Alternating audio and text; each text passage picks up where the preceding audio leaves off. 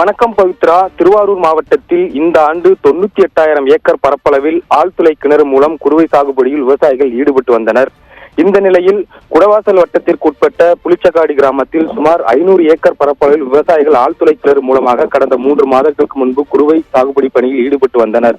இன்னும் 15 நாட்களில் அறுவடை நடைபெறும் நேரத்தில் திடீரென வயலில் கோடிக்கணக்கான வண்டுகள், குறிப்பாக கருப்பு வண்டுகள் நெற்பயிரை சூழ்ந்துள்ளன.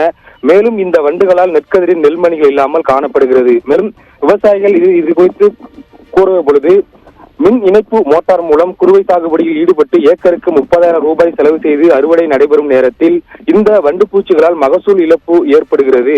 ஒரு ஏக்கருக்கு 10 மூட்டை கூட வராத அளவிற்கு இந்த வண்டு என்பது அதிக அளவில் நெற்பயிர்களை தாக்கி வருகிறது.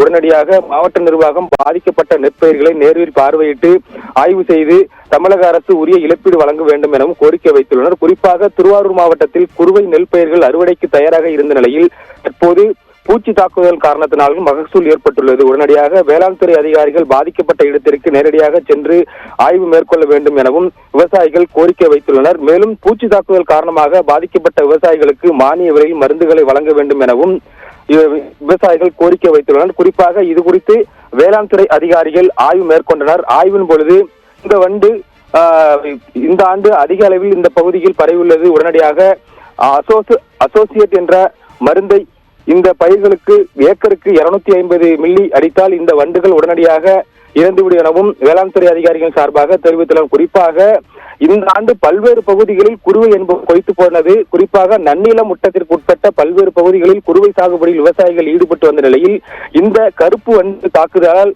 பெரும் மகசூல் இழப்பு ஏற்பட்டுள்ளதாக விவசாயிகள் கடும் வேதனை தெரிவித்துள்ளனர். பவித்ரா, கூடுதல் விவரங்களை எமது செய்தியாளர் ஜெய்விந்த் வழங்க கேட்டோம். இது குறித்தான காட்சிகளை தற்போது பார்க்கலாம். இதில் ஒரு வயலில் ஒரு தூரில் 50 வண்டு இருக்குது. ஒரு தூரில் ஒரு கொத்தில் ஒரு வயலில் ஆயிரக்கணக்கான லட்சக்கணக்கான வண்டு இருக்குது. கிராமத்தை பார்த்திங்கன்னா கோடிக்கணக்கான வண்டுகள் அறுவடைக்கு தயாராக இருந்த பயிரில் இறங்கிட்டு இது அப்படியே என்ன பண்ணால் கொஞ்சம் கொஞ்சமாக இந்த கற்காய் அப்படியே முழு எல்லாம் ஒரு கருதே அப்படியே கற்காயப்படுது. ஒரு ஏக்கருக்கு 10 மூட்டை கூட இல்லை. இப்போ அறுவடை செஞ்சுக்கிட்டு இருக்கிறது எல்லாமே இதெல்லாம் நாங்கள் கையில் காதில் கிடக்கிறது எல்லாம் தான் அப்படியே வச்சுக்கிட்டு ஒரு ஏக்கருக்கு 30,000 ரூபா செலவு பண்ணுறோம்.